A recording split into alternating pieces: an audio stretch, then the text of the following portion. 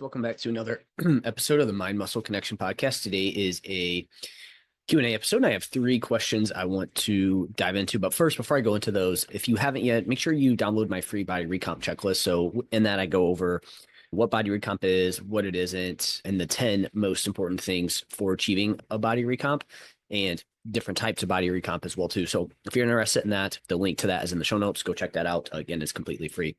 So with that out of the way, let's dive into today's question. So my first question is, what amount grams of fruits and veggies per day do you recommend? And I don't have a specific gram target that I'm trying to hit for fruits and veggies. I looked up some numbers. I think it's 500 grams per day is kind of like the recommendation. So that gives you a number, but I don't have a number that I'm like, hey, you need to aim for this amount per day. Really what I'm doing here in this situation is I want to look at their food logs. So any new client that works with me, we are going through your food log, seeing what it looks like. And from there, I'm just making sure that you're at least getting some fruit and veggie in per day. Okay.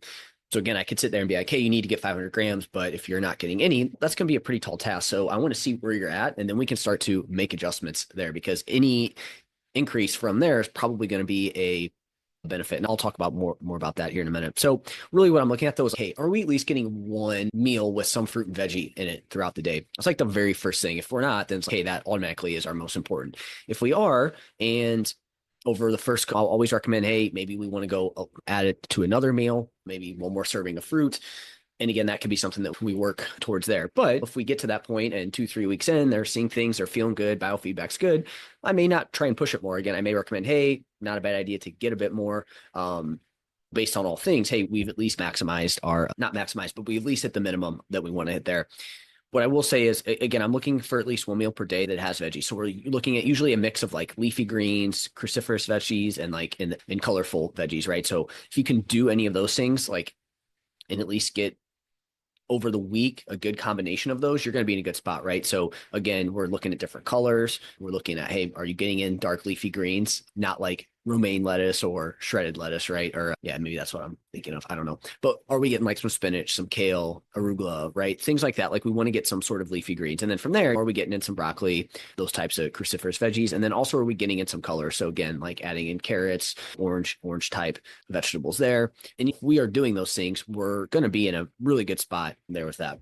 Now, again, if someone's fiber is low, or they're experiencing like more hunger than expected, I'll probably work on increasing their fruit and veggie consumption from there. Because if they're eating, say, 2,000 calories or again 1,800 calories, and they're finding that they're super hungry and they're not getting enough fiber, that's an easy place to be like, hey, this is going to make a huge difference, so we need to add in some fruit and veggie. So it is somewhat case by case dependent here. What I will say, generally speaking, most people just need to eat more veggies than they currently are, and that's a good thing to aim for. But I do find that if you can get it in at every meal, you're going to be in a good spot. If it's just 2, again, that's fine. If it's 1, okay, that's better than none. But if we're at none, we want to add in some more there. So again, I feel like that just gives people a little bit more flexibility versus like feeling like they need to hit a certain amount, right? Because somebody could get 350 and they're like, I failed, I didn't get 500, but that's still better than not getting any. So I don't like to give exact numbers. And also I need to look at everything. I need to look at biofeedback. I need to look at your total fiber intake. How's your digestion? If that's not great, we need to look into that. And vice versa, right? Sometimes people add in a ton of veggies and they also don't have great digestion and they have too much. So we need to find that right amount there. I would say that's less of a concern than people not eating enough veggies. I would say people not eating enough is more of a concern. Certain veggies can cause some issues from a gut perspective, right? Some bloating, things like that. So we just need to look out for that and make sure that we're not just going crazy with those type of veggies that cause that for that person. And I think variety is going to be key as well too when it comes to veggies. This is something that I personally struggle with, right? Like I go hard on the kale and the spinach.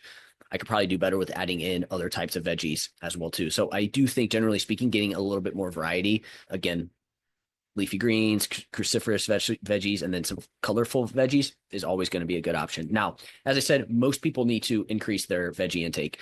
I've never really had a client overdo it with veggies. However, chronic underfueling or orthorexia, this can definitely happen. And so what I mean by that is, if you're someone who you feel like you just need to, and again, these could go hand in hand, right? Orthorexia being like I don't know that, let me see if I can find the actual definition of orthorexia, but essentially it's like, hey, you only eat like clean foods, right? And you feel like you can't eat anything else besides that. So it's an unhealthy obsession with eating only foods perceived to be quote unquote clean, pure, or healthy. While it often starts with good intentions, like wanting to improve health, it can spiral into rigid rules, anxiety around food choices, and even isolation there, right? So for those types of people, it's, oh, hey, veggies are clean. So then they ramp up on that, right? If you get to the point to where, when I say chronic overeating, or chronic undereating, veggies are very high in food volume, right? It's really hard to consume a lot of calories with veggies. That's why it makes it helpful for people who are struggling to overeat. But when you're starting to undereat and you get leaner, it can be really hard to increase your caloric intake. And that leads to you ending up under eating, right? I know I've had people reach out that are like, hey, is it bad to get all my carbs through fruit and veggie? And no, it's not. And you may have to do that if your calories get low for a period of time. But if this becomes a thing where your only carbs you ever have are just fruit and veggie, especially if it's more veggie than fruit, it's going to be, to me, you're going to run into some issues there of one, chronic underfueling, and your training performance is going to be impacted.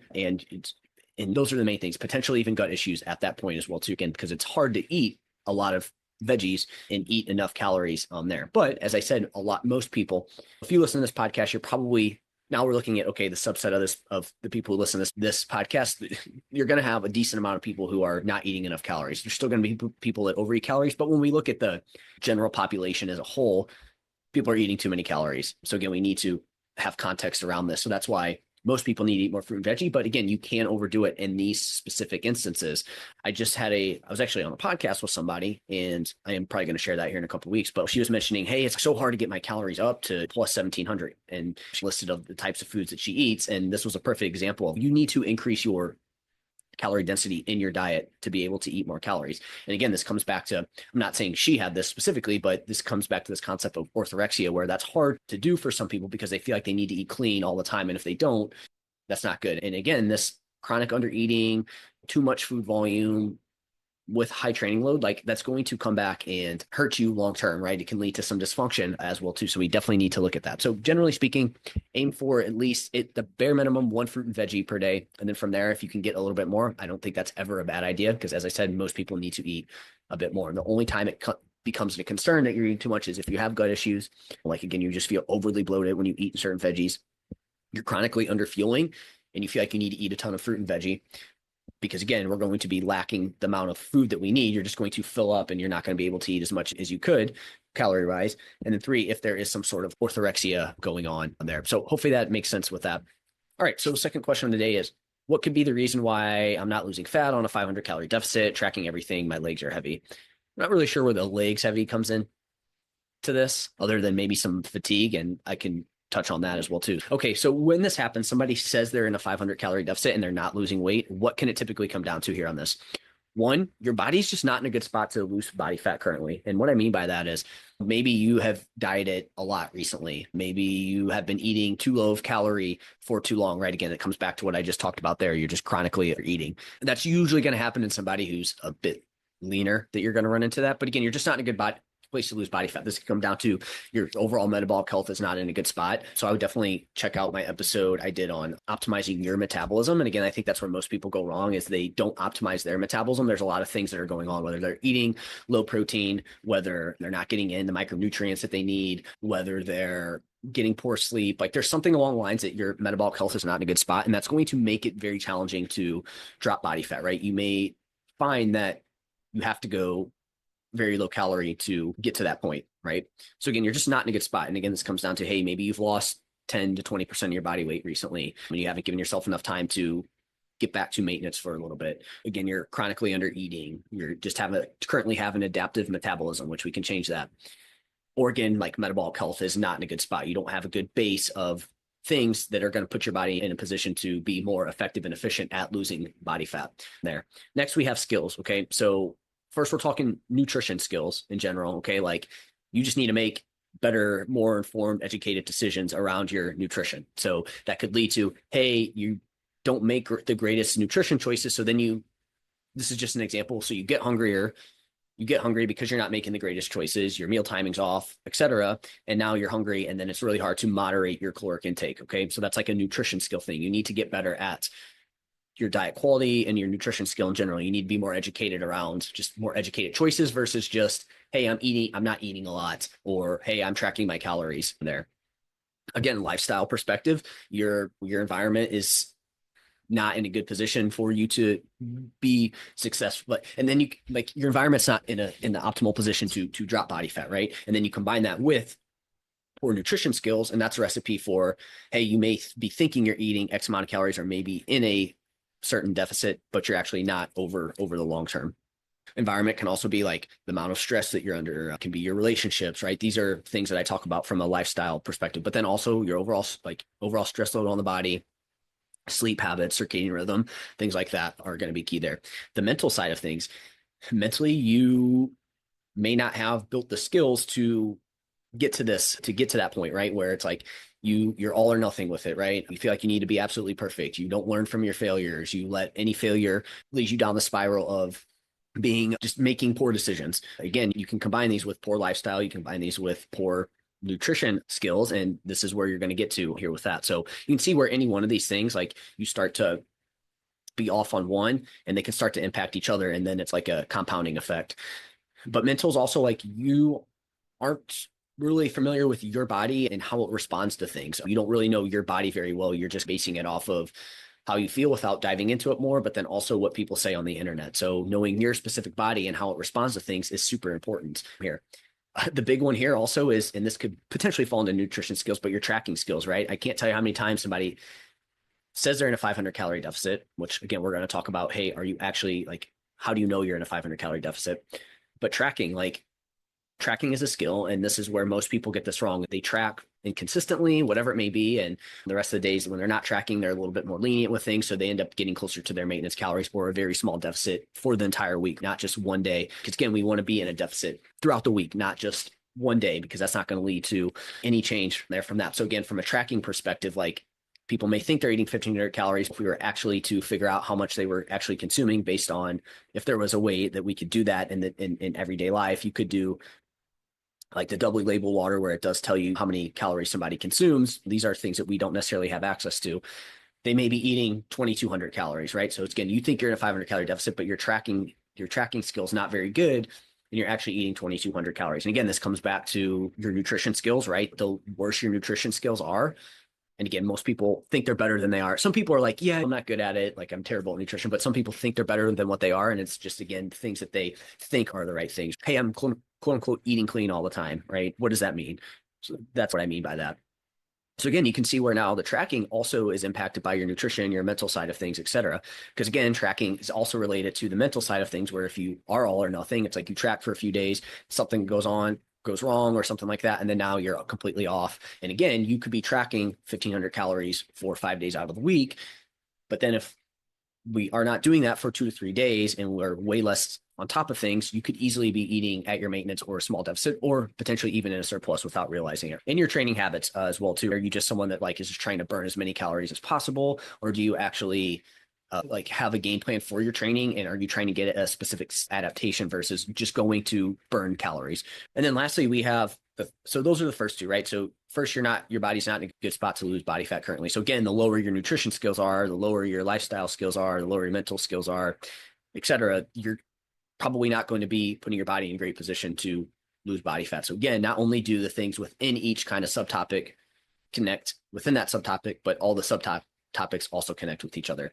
And then the third one is you're using numbers that someone gave you or that a calculator spit out at you, or just a random number that you found and not what you need at the moment. This is the other big thing here on this. Not only are people, their skills need to be better, they need to put themselves in a better position to lose body fat and build muscle, but they also are just using numbers that they found on the internet, and it's not geared towards them, right? So again, I could totally see where maybe this isn't what this is why I would ask the person, okay, what makes you say you're in a 500 calorie deficit? Is that an estimated 500 calorie deficit? Because not only are the other things could be going on that could be altering how many calories you're actually consuming, but how do you know you're in a 500 calorie deficit? You don't, because again, you don't know for sure how many calories you're consuming. I don't care what your tracker says. And then two, you don't know how many calories you're expending. If a calculator tells you, hey, this is what you're expending, again, that's chances of that actually being 100% accurate are pretty low. Okay. And so if you're using numbers that somebody gave you and they never adjusted them, that could be part of the issue. If you're just using a calculator, again, that's just going to get you within the ballpark. You still need to adjust it for you. And then again, you may not need that. What was the other one? Or it's just like a predetermined number that you think should cause you to lose weight, right? Oh, hey, I just need to eat 1,200 calories. So those are all the things that could be going on there. Hopefully that's helpful. Hopefully that gives everyone else some kind of insight into what that process may look like, where you need to potentially improve to actually see fat loss.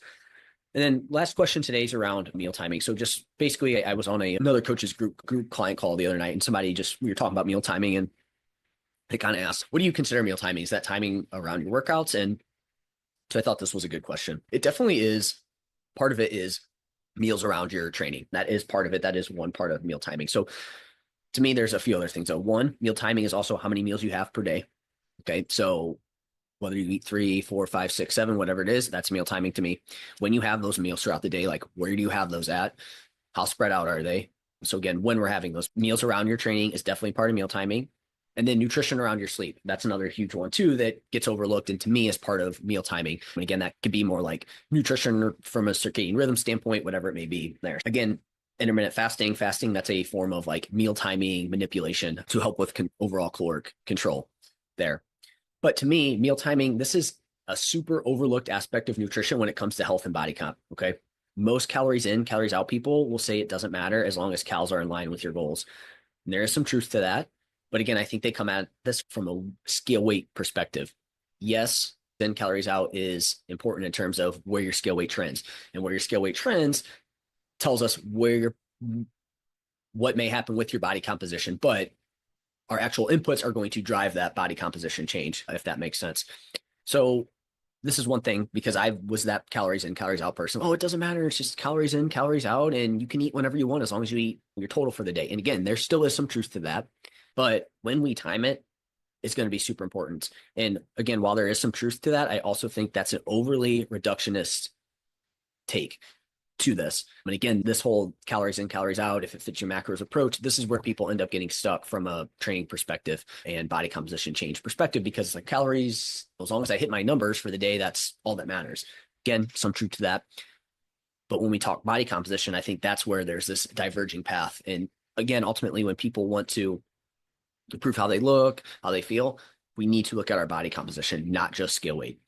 So let me talk about a few of these. So this is why with clients, like right off the bat, we're choosing how many meals they're going to have per day, because this gives us some structure from day to day. If you go into each day not knowing how many meals you're going to have, you're going to be random with it, and you're likely going to experience hunger. And the moment you experience hunger, you're going to eat something. So we need to have some sort of structure with how many meals we're going to have per day. The more precise we can get, the better we're going to be here with that. For me personally, I like to do 4 meals per day. That's what I do. And that allows me to, one, hey, if I'm starting to get a little hungry, I know, hey, my meal is coming up here soon. So I'm not going to be like, oh my God, I got to go eat. But on days where maybe I'm out and about or things are going on, it allows me to structure my day to where, hey, maybe today I'm only going to be able to eat 3 meals because I have this. Now I know I need to potentially eat a little bit more in any one meal. Or if it's a meal out, maybe I'm just that's going to make up that other meal for that day. And it also allows me to hit my protein goals as well, too, because if I can get a minimum of 30 grams of protein 4 times a day, the minimum I'm at 120, which I'm going to be way over that because other foods have protein in it. Sometimes I get a little bit more protein in one meal, but I want to hit at least 30-ish grams of protein per meal. So yeah. So how many meals you have per day, I just think is crucial, and people often overlook that, and it leads to them being super hungry. And then anytime they're hungry, they just eat because they don't know when they're going to eat again. When we have meal timing set up, and again, we have some sort of consistency when we're consuming those meals, it's more likely to be like, okay, I'm going to be eating in the next hour or two. I can manage this. And again, when you have those meals, it's going to be super important. Now, where this starts to show up is managing hunger. Again, if we're random with it, we are super random with our times. One day you eat at 1, then one day you eat at 4. If you're overly flexible with this, I think this can lead to some issues of now you can't really control your hunger. You're going to find that during certain times, the longer you go without food, you probably are going to get hungrier. And now this makes it harder to moderate your food intake in your next meal. So again, when you have them, I think is vitally important as well too. Meals around your training. Again, this is going to be super important as well too. You want to probably get some sort of nutrition around our workout. Doesn't always have to be before, but at least afterwards, and at least somewhere around it where it's okay, we got this buffer of 2 hours before, 2 hours after. The longer you go before, the sooner you probably want to get some food in following your workout there. The sooner you get food in before your training session, you have a little bit of wiggle room afterwards. But we ideally are going to get some sort of nutrition in around our training. And then lastly, nutrition around your sleep. This is, again, one where the calories in, calories out, I think can lead people astray over time. Overall caloric intake matters, but if we're eating too close to bed and we're making poor choices around bed, one, our body's just not as effective and efficient at utilizing the food we give it that late. Again, is it going to go straight to body fat or turn into body fat? No. Again, your overall caloric intake is important here, but you're not going to be maximizing your body composition if you do that over time. Okay. And again, we're not saying, hey, if you eat after 6, you're screwed. No, that's not the case. It's just we probably don't want to have a super heavy meal right before bed, and we probably want to try to space that out as far away as possible. Closer we get to bed, we probably want to be more just like protein based there. And again, things that are not like ultra processed and stuff like that. But it also impacts your sleep. The closer you eat to bed, it can impact your sleep, especially if, again, we're talking about making poor choices there. So again, that's going to lead to other issues down the line where now you're hungrier the next day, et cetera. And then lastly, from a gut health perspective, the closer we eat to bed, and again, the more like ultra processed heavy it is, that can lead to some things like acid reflux, heartburn, stuff like that. So we need to also look out for that as well too. So again, I hope this gave you some insight into, okay, yes, total calories for the day is important, but meal timing is vastly underrated. One other thing I want to add on meal timing too is, especially around your workout, a lot of people are like, oh, I need to have this perfect meal before your workout. And again, I think you can, if you want to nail that and you want to be good about it and you're good about everything else, I definitely think that's a thing that could help you. Is it going to make a huge difference? No, it could help. But where I think people most screw up is hydration around their workout. So if you're going to talk about those two, before you really dive into what exactly you need to eat before training, make sure you're hydrated as well too there. That's it for me. Let me know if you guys have any questions on this. If you haven't yet, give me a follow on Instagram, Jeff, HOEHN_. That's where I'm most active on social media. And you can ask questions about this podcast. Again, I'm going to lead you to my free body recomp checklist if you're interested in that. And then lastly, if you could leave a rating and review, and that will help more people find this podcast. Again, I appreciate all of you. That's it for now. Talk to you soon.